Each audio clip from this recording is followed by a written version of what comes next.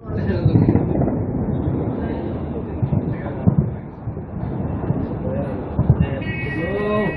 Akbar.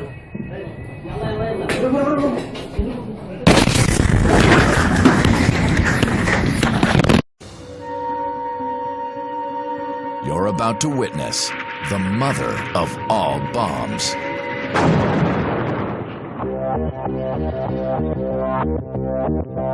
At least, that's what the Massive Ordnance Air Blast Bomb, or MOAB, has been unofficially christened by its creators. Well, it's tremendously powerful. This particular weapon is the largest conventional weapon ever built in the sense of the amount of explosive being carried.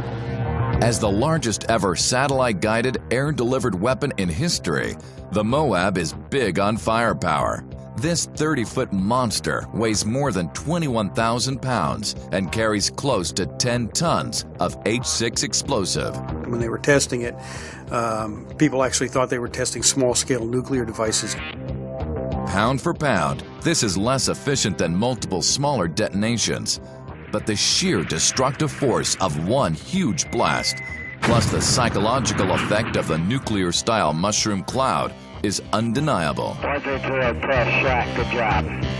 You drop one of these and you can take out a large amount of a target in one big explosion, one big boom. And that's what it does, and does very, very well. The psychological impact of the MOAB evolved directly from its 15,000-pound predecessor, the Blue 82.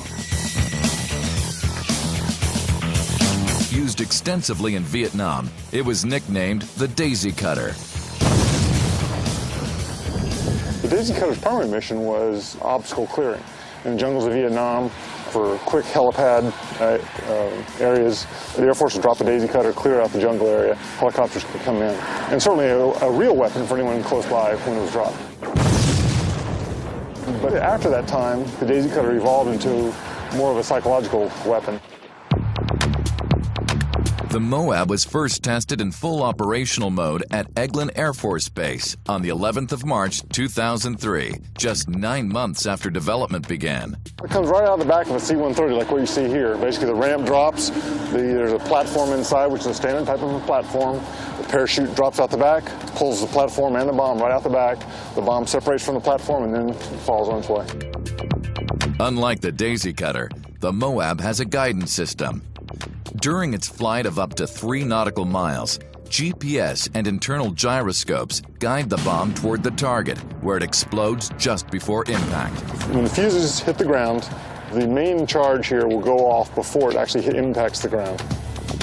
This airburst detonation vastly increases the weapon's destructive range. What we're doing is we're maximizing the blast, the shock wave, if you will. What we're not doing is just throwing a lot of debris necessarily up out of the ground.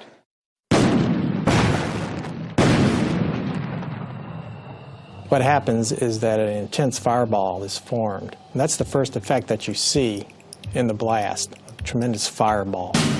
That's followed by a pressure wave. Certainly if they're in close proximity, the pressure wave is enough to be lethal. If they're further away, it may be hearing loss, it may be some other internal organ damage. Despite its massive blast, though, it's the MOAB's power as an instrument of psychological warfare that has made it front-page news. It's changed the face of battle from the perspective that you don't necessarily have to go in and do precision munitions on a lot of these different areas. You can have these psychological effects. Good